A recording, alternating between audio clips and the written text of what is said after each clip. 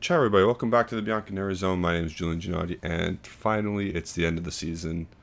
And with what it comes at the end of the season comes the player ratings. So that's what we're doing today. It's not going to be fun. It's not nice to look back on a really shit season. I'm recording this before the final match day because the game against Udinese means absolutely nothing. So stick with us and let us know your thoughts about the player ratings this season.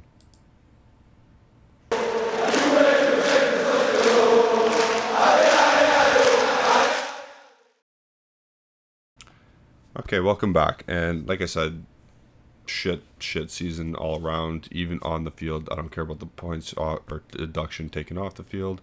On the field, it was still a really shit season. There are a few little takeaways you can have that are positive so about the younger players coming in and getting integrated through necessity, not because of Max Allegri choosing to start them. But we'll get through them. It's in alphabetical order. And obviously, like I said, let me know in the comment section at the end of this. I will probably give my MVP and my flop of the season. So tune in. Like I said, alphabetical. Every single player who has played will be mentioned. So first, again, one of those players. We're gonna start with Barbieri. Um, yeah, it already starts off quite poor. I don't know what to say. 4 out of 10. Um, he was a guy. He was a guy. Even when he started over for Quadrado those couple of games because of suspension or whatnot, and he was the only choice we had. DeShilio towards ACL. He's a guy. I don't see any promise for him in the future. From the marginal minutes I saw this season, he's a guy. And we'll move on from that. Next, we'll go with Barnechea, and I gave him a 5 because he randomly started 2 games for us. He was fine. He didn't play 90 minutes, I don't think, in both the games, but he was okay. That's why he gets a 5 out of 10. Again, young guy, came and got integrated into the team through necessity. That's when the whole Paredes thing was happening with his benching or whatever Allegri was doing with Paredes during the middle of the season. He was fine. Nothing noteworthy, nothing that stood out with him for in terms of first team football. Um, Again, does he have promise in the future? You can go check out my youth report. I included him in there. I think there is a pathway to the first team for him with more matches, but that would mean a lot of players being moved out. I can see him being moved on loan this summer. We'll see. But he gets a 5. Next, the captain who barely played. His skills deteriorated. His leadership is non-apparent. His body is disintegrating as we speak. Horrible season. You can't even tell me that the one thing he was really good at, passing out of the back, was a strength this year because he wasn't great at that either. Um, yeah, he says he's going to retire after next year. We should probably look into that now, but I know his contract says what it says, and he's sticking on for another year. I give him a 2 out of 10. I think he was brutal. I think he's going to be even worse next year. He should not be the captain, and there's no positivity coming out when he played, and that's on him, even when he was fit. So move on. There's nothing much to say about these players. It's all negative at this point. This next one will be good. Will be a better positive review. Um, First season with the club, big shoes to fill with Delit. I thought he was very good. You can see the 7.5 there on the top of the screens. I think he's our saving grace at the back. You can see he's very good with the ball at his feet. You can see that he's strong as shit. Um, I'm happy that he's going to stay, and he's our center back at the moment. He's only going to improve with all the commotion that happened this year. He'll only take that as good experience and move on and get better. Um, I can see him being starting center back for the Brazilian national team. That's how good he is. But for us, 7.5. He did have the odd stinker. You can point to Napoli. The first time we played, you can point to a couple games in the Champions League where he didn't look great. But there's only a handful of games where he was very. That's the thing though. When he was bad, he was very bad. So, and when he was, other than that, he was very good. So, that's why I couldn't give him a higher rating, because the stinkers were that stinky. But other than that, I think of course, he was our best defender this season. It's just strong dude. Very good at the back. Good presence. Next, we are going to go with Federico Chiesa. I gave him a 3. Not all of that's on him. Let me point that out clearly. Not all of this rating is on him. I give him a 3 out of 10. My expectations of him coming back from the ACL tear last year were that he was going to come back before he did, because he should have. I know some players like Lucas Hernandez for Bayern Munich. After 4 months, he was training with the team, and now he's ready to play. He tore his ACL during the World Cup, and he's already ready to play this season, the same season. So I'm very frustrated with his recovery timeline. It is modern medicine. Why couldn't we get him in quicker? And the stuff on the field was not good. He was ghosting for most of the games. The games he was trying to get involved more and touching the ball more, it just wasn't going for him this year. Whether that's because he started as a wingback sometimes or as a second forward sometimes. This is the type of player where you expect him, where you don't expect a position to have him hindered. Like, at least if he's playing as a support striker, get in behind the main striker and make runs in behind to get the ball to potentially go on breakaways or whatever. If you're playing as a wingback, isolate yourself and go attack someone. I don't like that he was a wingback or a second forward. I'd prefer him as just a winger in a 4-3-3. But even in his setup, even in the current setup with Allegri, having him as a wingback or a second forward, he could have done better. And 3 goals or whatever it was in 20 plus appearances is not good enough. I'm sorry, or whatever, 2 assists, 6 goal contributions is not good enough.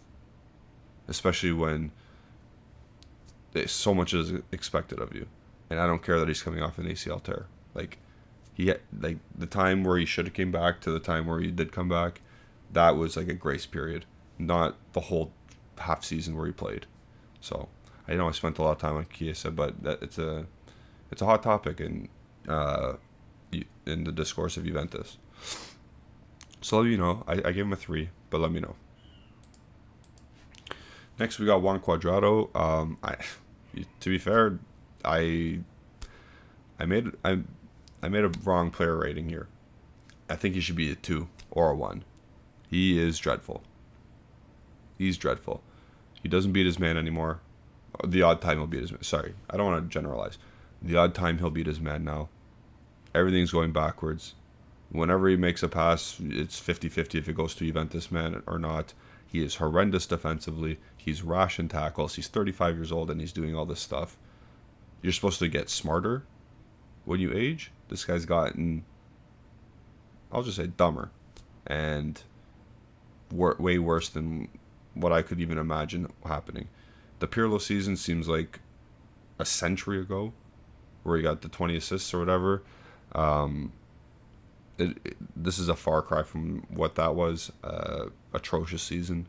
When we do the MVP and the flop of the season, there's gonna be a lot of players in contention for flop. I'll say that. But he was dreadful, Cuadrado, and he might sign for another year. So it is what it is. Now, next on to our actual captain. Well, because he actually played. I give him a 7. Might be a little, I don't know. Is it too nice of me to say? But he was a constant, at least. He was there for the team. Didn't really get injured. I don't think his leadership quality is good enough either to be a captain, especially at this club. But he was at least there and present. He is one of our better defenders. He is decent with the ball at his feet. It's just if we want to go and have the aspirations and ambition that we do, he should not be in our team, or at least in the starting 11. Every team where he was on that had success, he was always a backup option. So at Real Madrid, they won the Champions League multiple times. He was there. He was on the bench, though. At Man City, they won a bunch of silverware in England. He's a bench player. So because he's starting so much for Juventus and he's the captain now, you see where we're at. I'm not putting it solely on him, obviously, but it's just a funny resemblance of the status of where Danilo is. Again, he didn't have a bad season, but when he's not having a bad season and he's standing out, that's an issue. But good for him. Decent season from him. Next is Mattia De Chilio. Tore his ACL, unfortunately, a couple weeks ago or a month ago or something. Still a bad player. Feel bad that he tore his ACL, but bad player. Horrible. Doesn't do anything. Doesn't prove or provide anything for the team. Every fan's reaction is, "Oh my God, this guy's starting again." If he is starting, starts random big games. Again, that's due to coaching. It's not really on the player, but he gets into those games and nothing happens. He provides absolutely nothing. You can't really defend against better players, against like a team like a bottom table club. He'll be okay, but again, we signed this guy to a 3-year contract after he was a free agent for depth, and he's always hurt. Next, we're going on to one of the flops of the season as well. It's Di Maria. He had a 5-week period where he was class right after the World Cup. Single-handedly beat Nantes, which is sad to say, but he single-handedly beat them for us. He scored a goal against Napoli. He was decent for a 5-week period, like I said. Other than that, waste of money, waste of a season. Never got along with Allegri, it seemed like. Didn't share the same ideas, same principles of how we view the game, and it looked very apparent on the field. I don't blame him. Again, I don't blame him, but we have to look objectively, and he was bad. He was bad. He looked disinterested. You saw in the World Cup, even though he was hurt for parts of it in the World Cup, but you saw an energized 35-year-old playing. But for Juventus, he never looked that energized. He never looked that excited to play. So it is what it is. We tried 1 year, didn't work out. He's going to Benfica, back home to Benfica or Galatasaray at this point. So it was cool to see him in a Juventus jersey at least. I'll say that, but 3.5 out of 10 seems pretty just. Next, we will go to one of the positives. It's Fagioli. When Fagioli stayed with the team, there were a lot of questions because we thought he was going to go out on loan again. This is dating back to last summer. But he stayed. He didn't get his chance until the injuries started piling up. He didn't get his chance until we went on that not weird because we sucked, but that long losing streak when we lost to Maccabi and we lost to Monza at the beginning part of the season. Then he started to start, and then results started to turn, and we won 8 on the bounce. I'm not saying it's just because of Fagioli, but some of his performances were very good. Scored the goal at Lecce, the wonderful curler. Scored the goal against Inter. Scored a goal against Cremonese recently. Scored some nice goals. You can see he has the technical ability. And he's one of those. He's an elegant player. He's not combative. He's not defensively responsible first, then go and attack. He's just elegant. That's fine. He could work on his defensive side of the game a bit. You saw at the end of the season that he unfortunately broke his collarbone or fractured, whatever he did against Sevilla. But you could see that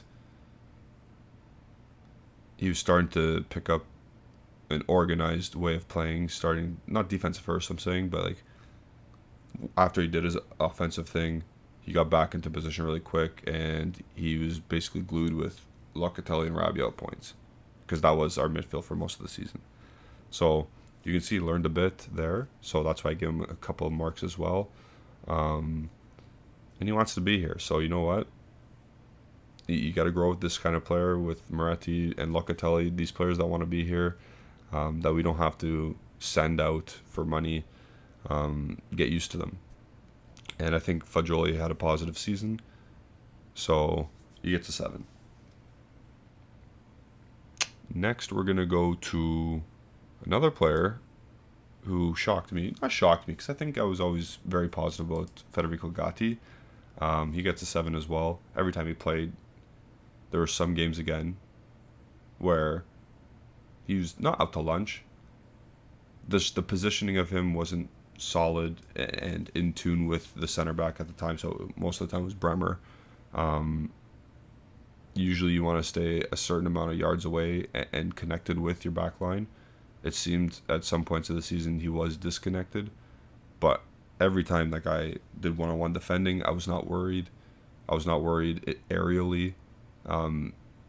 Anytime a ball was crossed in around him, I thought he was always going to win the ball, and usually 99 out of 100 times he did.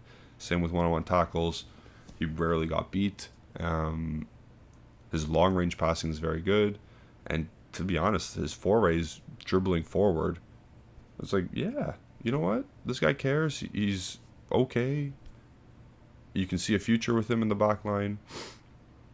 I think Gatti and Bremer is the future Juventus back line as of now. I'm not saying it's good. I'm not saying it's top elite level, but it is what it is for now. I can see them doing well with each other, and this is a good year for those two in particular. So, good for Gatti, first top flight season, not counting obviously professional, but top flight season. A little bit of scarce appearances at the beginning of the year, but after that, after he took his position, he was irreplaceable. Again, not saying that's great, because this Juventus team was very bad. We are going to pause so we can put a little, I guess advertisement. Gotta get Gatti away for a sec. Hold on. First, a little commercial break. Not really commercial, but consider joining our members club.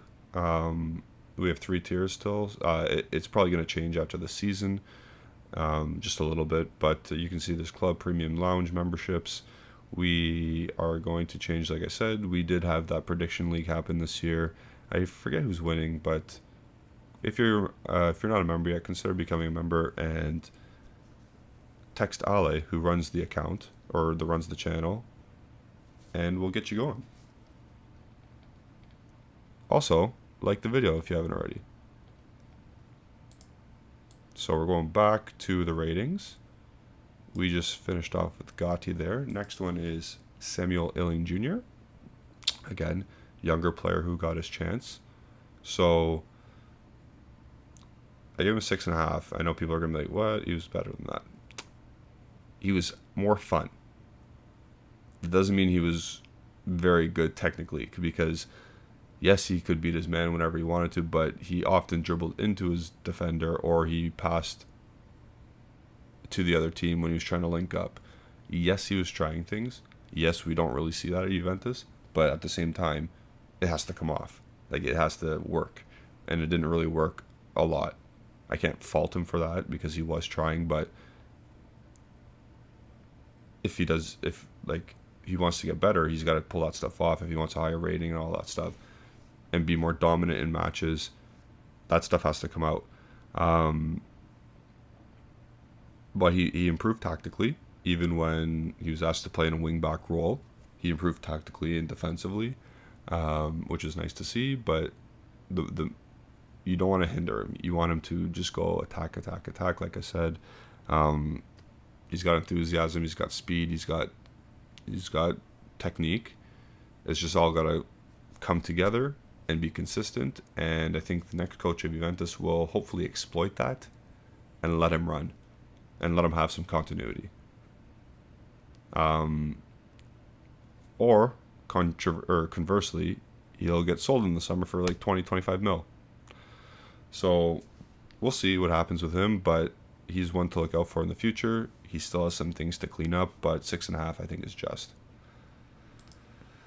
Next we got Moise Kean. I gave him a 5 because at the beginning of the season he was absolutely horrendous, but since the turn of the new year he's been pretty all right. I'll say all right.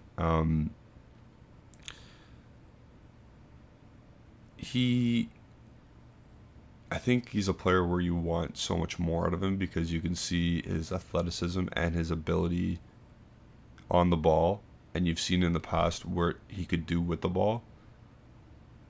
And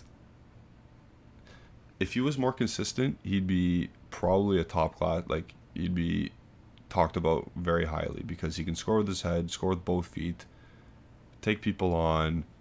His link and play is not the greatest, but he can take people on. He can hold the ball up. He's one of those guys that frustrates you, and I just want to see as he matures because we bought him this. We bought him this year, so I think he's gonna be on the team for a while, unless some other team just randomly buys him for way more. So I think we're stuck with him for now. I'm not gonna say. I'll take that back. We have him for now, and he'll be one of our main strikers next year, and I hope he can just be more consistent and get more playing time because that has everything to do with it, and he gets more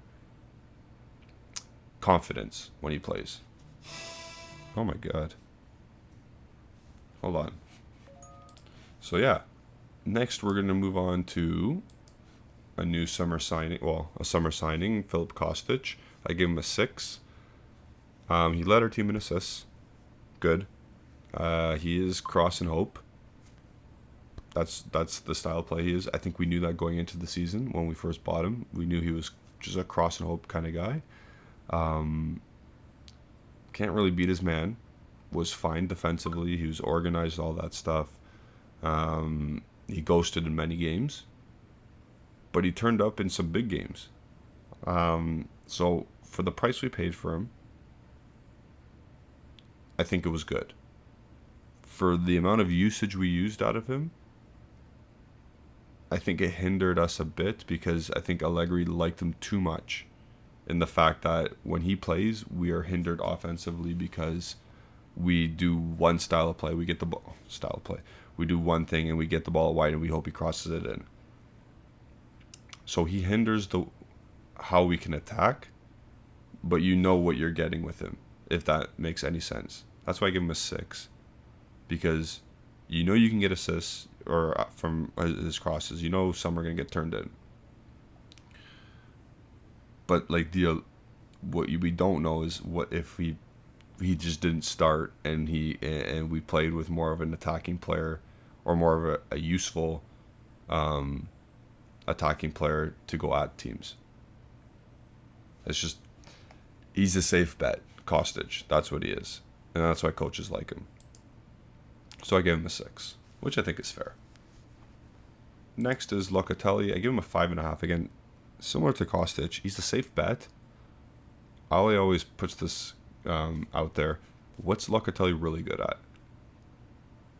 I think he's okay at everything, but not a master at anything. I think he's very good. Like he's pretty good at defending.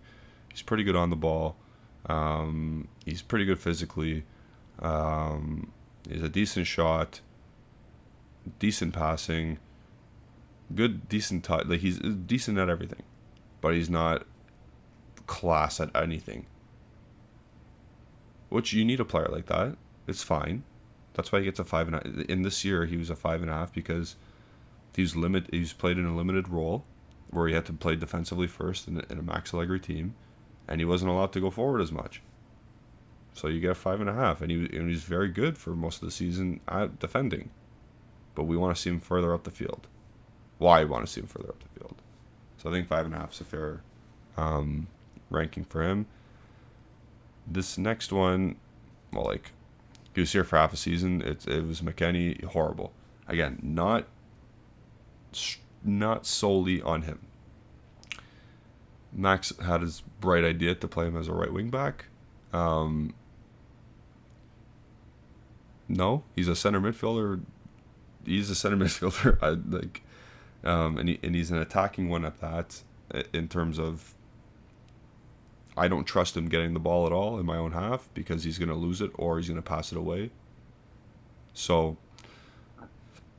technically, he's not good enough for our midfield. Yeah, two, and he got sent to Leeds for a reason.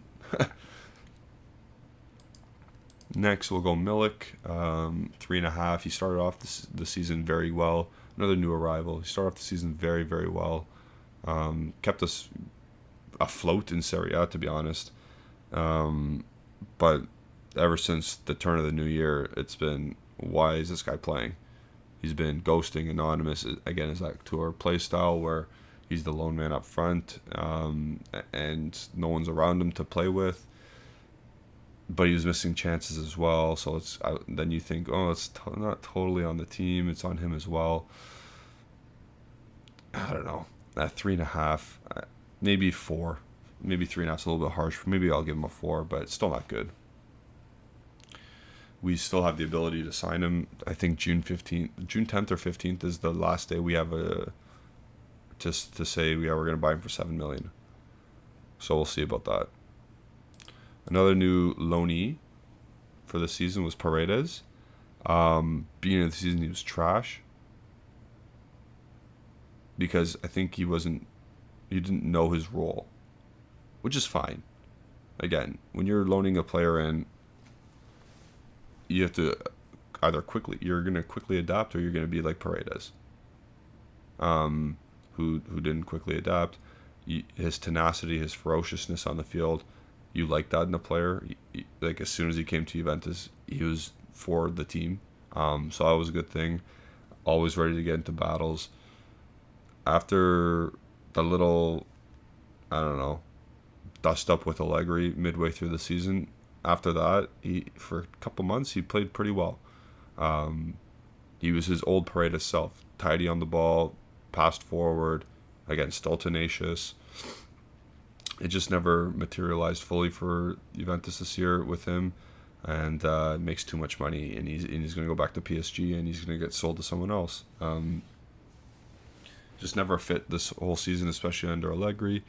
Maybe with a different coach, something would have happened, but 4, I think, is fair. Next, we're going to go on to Perin, who was he's probably the best backup in the world. He's the best backup in the world in terms of ability, for sure, but in terms of like just off the field stuff as well, doesn't complain, makes not much money, but always puts in a very good effort when he's on the field. Big saves this season. A lot of people think Szczęsny should be binned for him, but no complaints about Perin whatsoever. I think he was very good, and I think we have we have the best backup in the world, and I don't think that's a stretch because not many teams have two goalies that are this good. Next, we will go on to probably the biggest, not mistake, maybe the biggest mistake. It's Pogba. I give him a 1. And you can say, yes, his injuries aren't totally his fault, but he messed up this year. He messed up at the beginning of the year by not having surgery. If people are telling you to have surgery for the betterment of your latter stages of your career, you have the surgery. Selfishly, obviously, he wanted to go to the World Cup. It didn't pan out. So I'm not going to say karma, but that really put me off for him this year, and that made me give him a 1. On the field, of course, he's the best player on our team. There's no one even close. He's the best player on our team when he plays. Even when he played the 4 games he did this year. You could tell he's the best player on the team. But his slight selfishness at the beginning of the year put me off, and just the mounting injuries is just horrendous, and it compiled into an already shitty season. He still has 2 years left on his contract plus an option. I'm not sure if it's club or player, but this one could be a dagger if it doesn't get resolved by him playing. If he plays, then the contract's okay. If he doesn't play and he's still continuously injured, this is going to get ugly pretty quickly. But we move on. Hopefully, hope for the best for Paul Pogba. Rabiot, I give him 6.5. So Rabiot, all in all, contract year Rabiot was good for him, for his standard. Is it worth more than the $7 million he's currently making? No. This is where people need to understand what's going on here. Can Juventus play the way they play without Rabiot? No. Can Juventus play without Rabiot in a different way? Of course, with the cheaper players as well. Rabiot isn't, like, he scored double-digit goals, so that's good. Did he score them in some meaningless games? Yes. Did he score some important goals? Yes. Okay. Did he ghost out of a lot of games? Yes, he still ghosted. Is he a difference maker in most games? No. Does he do a lot of things off the ball? Yes. But that doesn't give you that, like, fans shouldn't say, "Oh my God, we need Rabiot." No. He's a fine player, but for the wages he's asking for, it's not worth it. And that showed this year. 6.5 out of 10, I think, is an okay score because he had an okay season. But we're not desperate for him to stay. We're not desperate for him to come back because I think we'll get another coach, and I think we'll play a different way, and I think he'll be not used. And if you sign him for $7+ million and not use him, that's a waste of money. So I'm okay with him leaving. Thank you for whatever you've done at your time at Juventus. Ciao. Have fun. We'll move on to the next player. Rugani. Every time he was asked to play, I pooped myself, but every time he played, he was okay. That's why he gets a 5 out of 10. He also gets extra marks because he doesn't complain at all. Whenever he's ready to play, or whenever he's asked to play, he's ready to play. Is he the best player? No. Is he serviceable? Yes. Does he make too much money? Yes. He gets a 5 for me. We can move on from him pretty quickly. Alex Sandro gets a 4 because, to be honest, in the past 3 seasons, this is probably his best one because he got moved to as a center back, where there's not as much running and there's not as much for him to go and attack.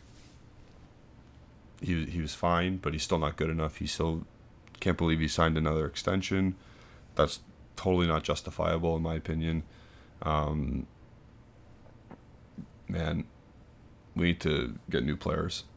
That's all I gotta say. Sandro stinks. And again, like I said, this has been his best year in like 3 years. We'll move on to Sule. Little cameos here and there. Scored his first goal professionally. Well, top flight goal. I forget against who. I forget. But he did score his first goal. So good for him. He got his feet wet in Serie A more. I think next year has to be a big year. I don't think we should loan him out. I think he should stay, and I think he should learn under a new coach that promotes attacking football. But I think this was a step in the right direction this year. Again, he didn't get as many minutes as we, the fans, probably hoped for, but I think he will take this as a positive year. Again, I gave him a 4 because he wasn't always the best when he played, but when he did play, there was some impacts. So, as a season total, I think 4 is just. 2 more players. Probably one of our MVPs that we're talking about is Szczęsny. He was, man, again, barring a couple of goals against this year, he was pretty freaking good. Kept us in a lot of games. Still, you can remember the save against Sevilla on the goal line. You can remember, like, he stops penalties. It's 50-50 if it goes in or not when there's a penalty against him. Again, he's not the best goalie. But for what we know he was very good this year.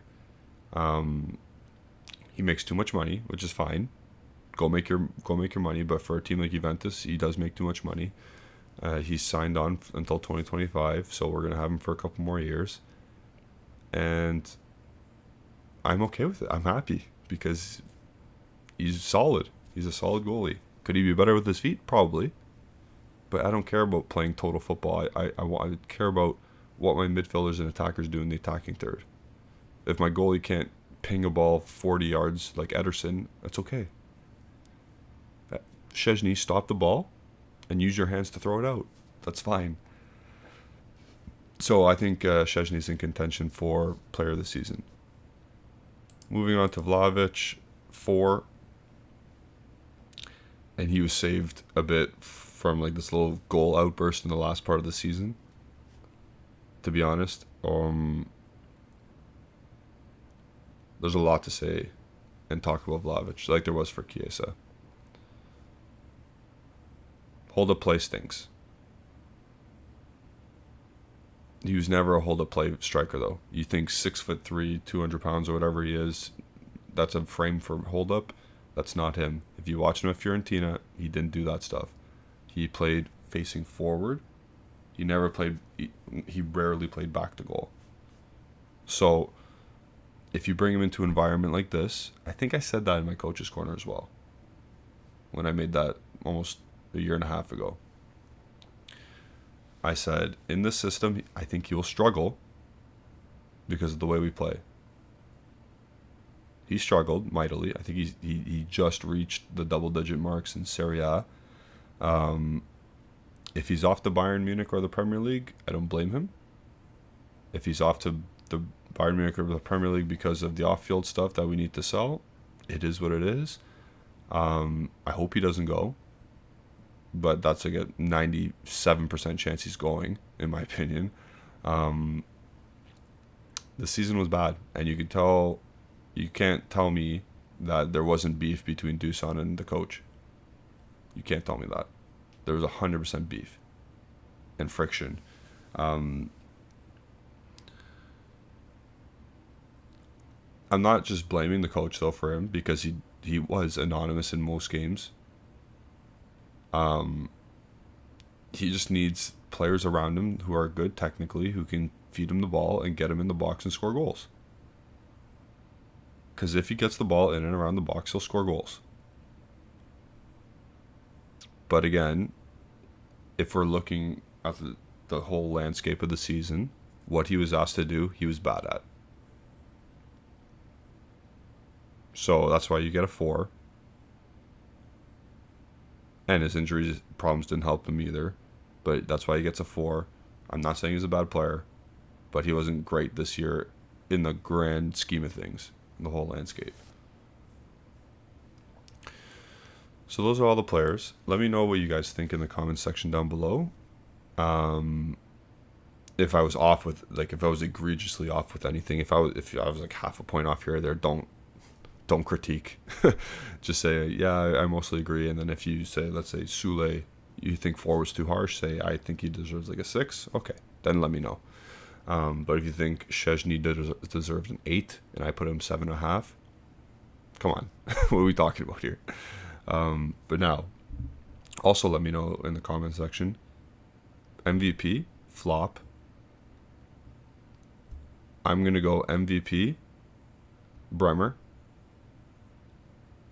And I'm going to give it to Bremer because over Szczęsny, because I think those are the top 2 in my opinion.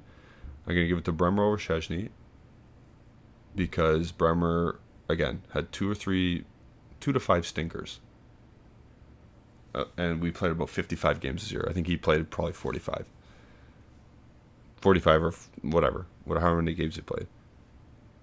I think he scored some big goals. He had defensive masterclasses. And this is his first year at a top flight club. First season at a top flight club.